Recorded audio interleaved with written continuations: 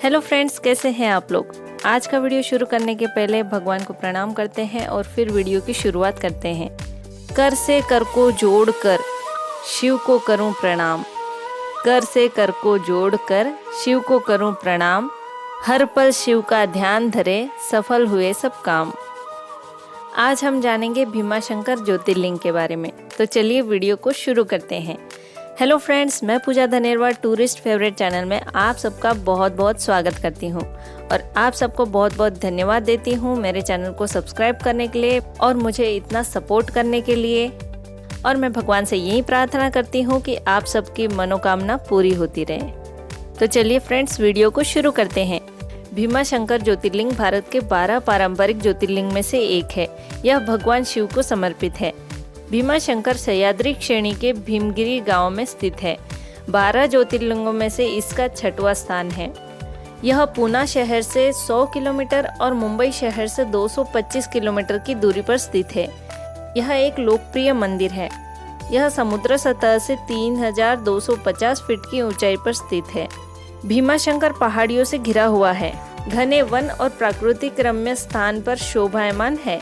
भीमाशंकर नाम की उत्पत्ति भीम नदी से हुई है, जो भगवान शिव और राक्षस त्रिपुरासुर के युद्ध के कारण उत्पन्न हुई थी। भीमाशंकर ट्रैकर्स के लिए भी एक लोकप्रिय स्थान माना जाता है। भीमाशंकर मंदिर का इतिहास देखें तो मूल गर्भगृह का इतिहास 13वीं शताब्दी का देखने को मिलता है। विभिन्न समय अवधि के परिसर में जीर्णोद्धार किया गया है। कुछ मान्यताओं के मुताबिक 13वीं शताब्दी में भतीराव लखधारा नामक लकड़हारा जंगल में लकड़ी काटने गया। उसकी कुल्हाड़ी एक पेड़ से टकराई तो उस पेड़ से खून बहने लगा। स्थानीय लोग और लकड़हारा यह देखकर घबरा गए। उसके बाद स्थानीय लोगों ने उस पेड़ पर दूध चढ़ाया तो वहां से खून बहना बंद हो गया था। उस गांव के लोगों ने उस स्थान पर मंदिर का निर्माण करवाया था और भीम नदी के किनारे होने पर भीमाशंकर नाम रख दिया। छत्रपति शिवाजी, पेशवा बालाजी विश्वनाथ और रघुनाथ पेशवा जैसी बड़ी हस्तियों ने मंदिर में पूजा अर्चना की थी। वह जीर्णोद्धार भी करवाया था। पेशवाओं के दीवान नाना फडणवीस ने भीमाशंकर मंदिर के शिखर का निर्माण करवाया था। भीमाशंकर ज्योतिर्लिंग की संरचना देखें तो मंदिर में खूबसूरत नगाड़ा शैली की वास्तुकला देखने को मिलती है। इसकी निर्माण शैली नई और पुरानी दोनों का मिश्रण है। भीमाशंकर की संरचना प्राचीन विश्वकर्मा मूर्तिकारों से की गई उच्च कोटि की कलाकृतियां दिखाई देती हैं। मंदिर के सामने खूबसूरत घंटी लगी हुई दिखाई देती है। हिंदू धर्म के पर्यटक दूर दूर से भीमाशंकर दर्शन करने आते हैं। हिंदू धर्म में शिव पुराण के अनुसार यहाँ प्राचीन काल में एक भीम नाम का राक्षस हुआ करता था। वह रावण के छोटे भाई कुंभकर्ण का पुत्र था। उसका जन्म कुंभकर्ण की मृत्यु के बाद हुआ था। जब उसे पता चला कि मेरे पिता का वध श्री राम ने किया था तो वह बहुत क्रोधित हुआ था और श्री राम का वध करने के लिए ब्रह्मा जी की कठोर तपस्या करने लगा। उससे प्रसन्न होकर ब्रह्मा जी ने विजयी होने का वरदान दिया। वरदान मिलते ही मनुष्य के साथ साथ उसने देवी देवताओं पर भी अत्याचार करना शुरू कर दिया था। दुष्ट सुदक्षिण, तुम्हें राक्षस विद्रोह का दंड देने के लिए हम स्वयं आए हैं। दंड या पुरस्कार देने के अधिकारी केवल सृष्टि के नियंता भगवान शिव हैं। भीमासुर, तुम चाह कर भी हमारा कुछ नहीं बिगाड़ सकते, कुछ नहीं। यदि शिव कोप के पात्र नहीं बनना चाहते तो जैसे आए वैसे ही वापस चले जाओ। एक शिव भक्त एक अत्याचारी राक्षस को इस पृथ्वी का सम्राट कदापि स्वीकार नहीं करेगा, कदापि नहीं। भीमासुर, यदि तुमने शिव भक्तों को सताया तो भगवान शिव के हाथों तुम्हारी मृत्यु निश्चित है। यदि तूने किसी शिव भक्त को मारने का प्रयास किया तो शिव का प्रकोप तुझे क्षमा नहीं करेगा। राक्षस वीरों, इस राक्षस शत्रु को बंदी बनाकर सह्याद्री के कारागार में डाल दो। यदि कल तक इसने हमें इस पृथ्वी का सम्राट स्वीकार नहीं किया तो हम इसी खड़क से इसके सर को धड़ से अलग कर देंगे। फिर चाहे परिणाम कुछ भी हो। स्वामी, मैं भी आपके साथ बंदीगृह चलूंगी। संकट की इस घड़ी में मैं आपसे अलग नहीं रह सकती, कदापि नहीं। ओम ब्रह्माय नमः। अनर्थ हो गया परमपिता, अनर्थ हो गया। संसार में ब्रह्म वाक्य मिथ्या हो गया परमपिता। आज दुष्ट भीमासुर इस शिवभक्त को सताने में सफल हो गया। परमपिता अपनी आंखें खोले, आंखें खोले परमपिता। अपनी आराधना, अपनी साधना को विराम दे परमपिता, अपनी आंखें खोले। अन्यथा दुष्ट भीमासुर पृथ्वीलोक को अपने अत्याचारों से मत डालेगा परमपिता, अपनी आंखें खोले।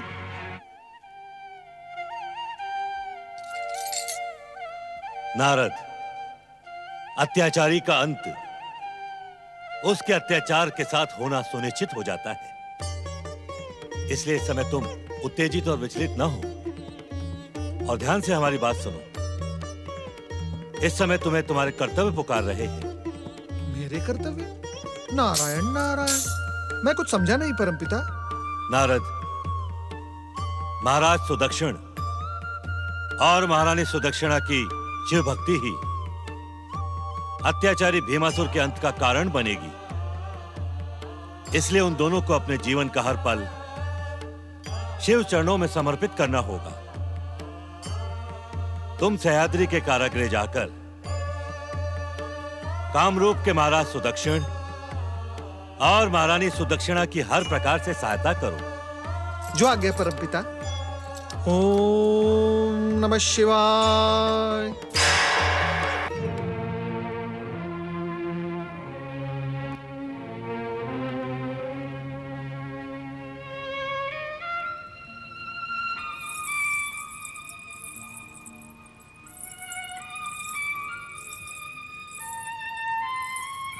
महाराज, किस सोच में पड़ गए हैं आप?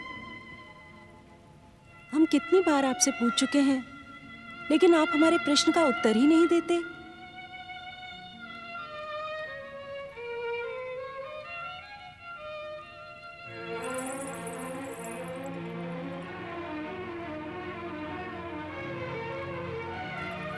महाराज, क्या सोचा है आपने?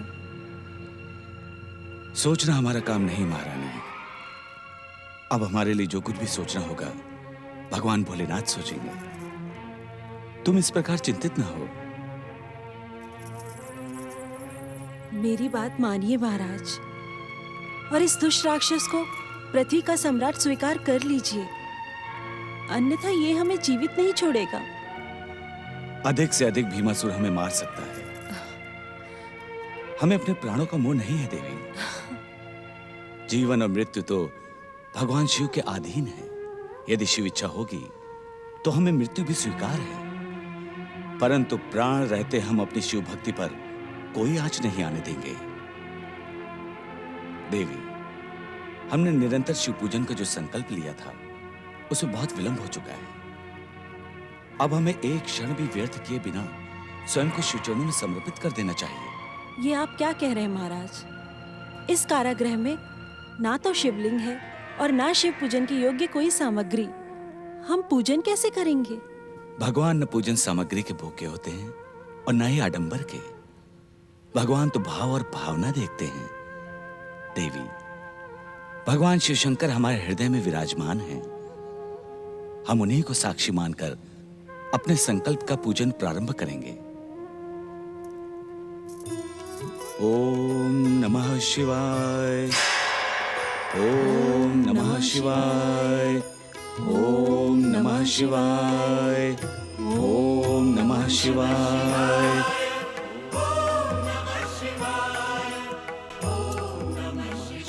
आप धन्य है भोलेनाथ और धन्य है आपकी महिमा। अपने भक्तों की सहायता के लिए आप सदा तत्पर रहते हैं। मेरे यहाँ पहुँचने से पहले आप अपने भक्तों की सफलता के लिए अदृश्य रूप से पधार गए। ओम नमः शिवाय, ओम नमः शिवाय, ओम नमः शिवाय। भोलेनाथ, भोलेनाथ, जब आप इस सह्याद्री के कारागृह में पधार ही गए हैं तो कृपया अपने इन भक्तों को अपने साक्षात दर्शन भी दें।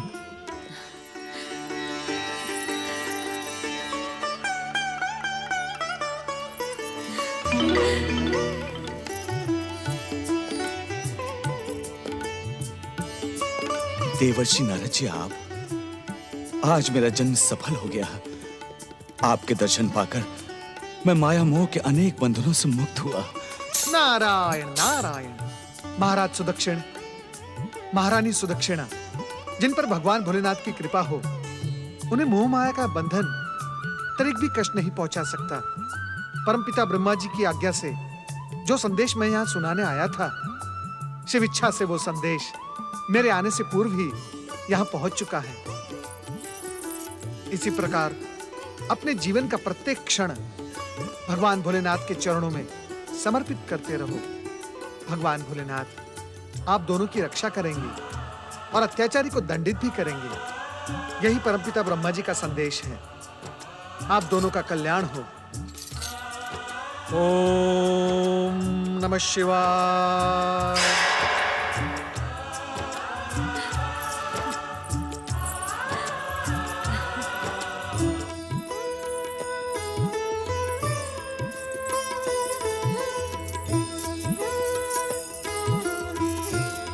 ओम नमः शिवाय। ओम नमः शिवाय। ओम नमः शिवाय।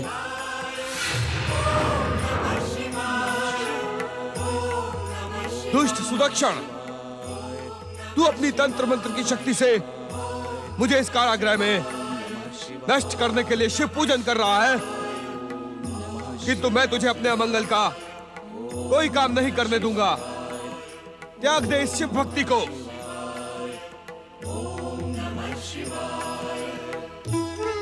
यदि तूने मुझे अभी और इसी समय इस संसार का सम्राट स्वीकार नहीं किया, तो मैं ब्रह्मा की चेतावनी और अपनी माता करकटी की बात को भूलकर तुम दोनों को यमलोक पहुंचा दूंगा। इस शिव भक्ति को त्याग कर मुझे इस संसार का सम्राट स्वीकार कर।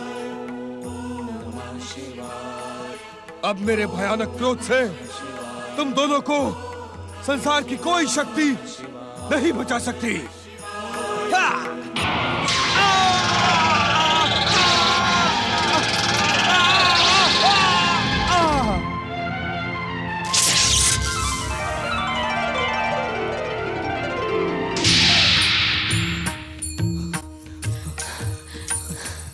जय हो प्रभु।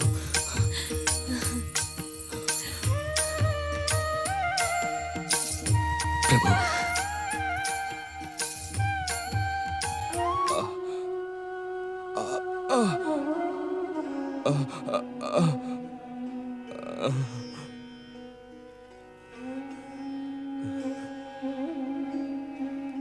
मुझे वरदान देते समय ब्रह्मदेव ने और यहां आने से पूर्व माता करकटी ने बार बार सावधान किया था, परंतु मैंने अपने अभिमान और अहंकार के कारण आपके भक्तों को सताने का भयानक पाप किया था। हे भोलेनाथ, मैं पापी हूं, अपराधी हूं, परंतु आप तो दया के सागर हैं, क्षमा के प्रतीक हैं। हो सके तो मुझे क्षमा कर दीजिएगा। कुछ ऐसा करें प्रभु जिससे मेरा नाम आपके नाम के साथ जुड़ जाए, जिससे भविष्य और संसार में कोई भी मुझ जैसा दुष्कर्म करने का दुस्साहस ना करे और मेरी मृत्यु सार्थक हो। ओम नमः शिवाय। ओम नमः शिवाय। ओम नमः शिवाय। ओम नमः शिवाय।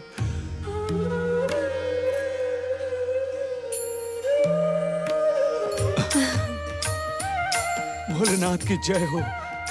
भोलेनाथ की जय हो। हे आशुतोष भगवान शिव, हम भक्तों पर कृपा करने के लिए और हमारी भक्ति का मान बढ़ाने के लिए आप इस शिवलिंग में सदा सदा के लिए निवास करिए प्रभु, निवास करिए।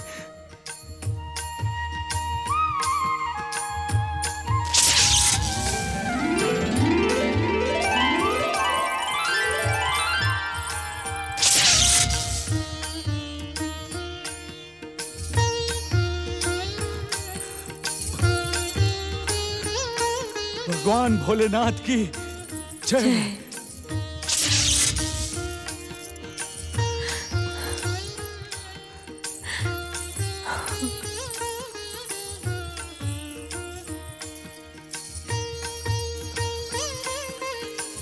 ओम नमः शिवाय, ओम नमः शिवाय। भगवान शिव शंकर की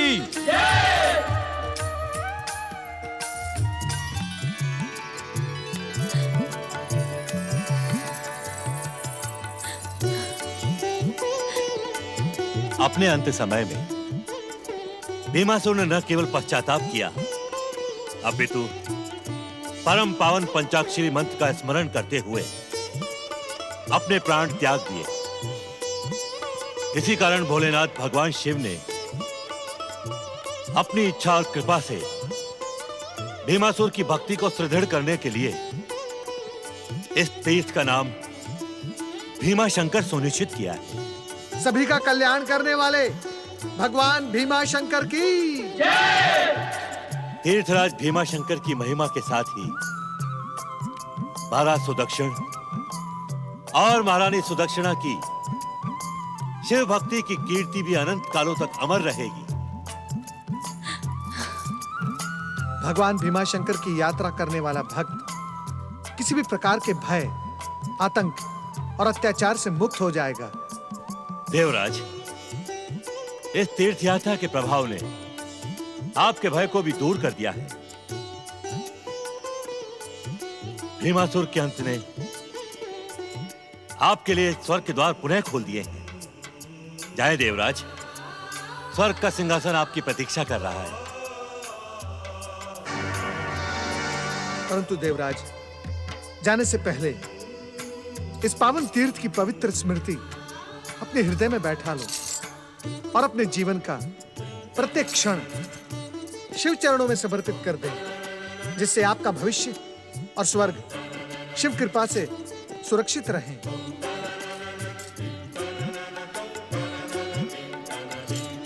भय मुक्त करने वाले भगवान श्री भीमा शंकर की जय। भीमाशंकर मंदिर के नजदीक भीमाशंकर अभयारण्य भी है, भीमाशंकर ट्रैकिंग, हनुमान झील, अपूहे वाटरफॉल और गुप्ता भीमाशंकर मंदिर है। यह सब इस स्थान की शोभा और बढ़ा देते हैं। भीमाशंकर ज्योतिर्लिंग मंदिर के दर्शन के लिए पूरे साल में आप कभी भी आ सकते हैं, लेकिन नवंबर से फरवरी के बीच का समय अच्छा है। अगर आप पर्वतारोही यानी कि ट्रैकिंग करना चाहते हैं तो सर्दियों के समय यहाँ जाना चाहिए। ढलानों में फिसलन होने के कारण मानसून के समय कठिनाई हो सकती है। भीमाशंकर मंदिर तक पहुँचने के लिए 2 रास्ते हैं। दोनों की शुरुआत खांडस के बेस गांव से होती है। खांडस पहुँचने के लिए सबसे पहले पर्यटकों को करजत स्टेशन के लिए ट्रेन में सवार होना होता है। वह खांडस से 40 किलोमीटर दूर स्थित है। इसके अलावा यात्री बसों से या प्राइवेट साधनों से भी यहाँ पहुँच सकते हैं। यहाँ पर पहुँचने के लिए नज़दीकी हवाई अड्डा पुणे है, जो भारत के अनेक शहरों से जुड़ा है। निकटतम रेलवे स्टेशन करजत स्टेशन है। मुंबई, पुणे व करजत से राज्य परिवहन की बस सेवा भी शुरू रहती है व अन्य प्रकार की टैक्सी सेवा भी उपलब्ध है, जिससे आप आसानी से भीमाशंकर पहुँच सकते हैं। भीमाशंकर पहुँचने के बाद मंदिर के दर्शन के लिए आपको 325 सीढ़ियाँ नीचे उतरकर जाना पड़ता है। वयस्क व्यक्ति के लिए 300 सीढ़ियाँ नीचे उतरकर जाना आसान होता है, लेकिन बुजुर्गों के लिए वहाँ अलग से रास्ते बनाए गए हैं, जिससे उन्हें ज्योतिर्लिंग के दर्शन कराए जा सकते हैं। भीमाशंकर मंदिर के स्थानीय व्यंजनों में दक्षिण और उत्तर भारतीय व्यंजनों के साथ महाराष्ट्रियन भोजन का बोलबाला है। यह स्थल करी और फ्राइज के मसालेदार भोजन के लिए जाना जाता है। तो फ्रेंड्स, आप कब पहुंच रहे हैं भीमाशंकर? अगर आपने भीमाशंकर के दर्शन किए हैं तो हमें कमेंट में ज़रूर बताएं, और अगर आपको अन्य ज्योतिर्लिंग की जानकारी चाहिए तो डिस्क्रिप्शन में मैंने लिंक दे दी है, वहां जाकर आप चेक कर सकते हैं।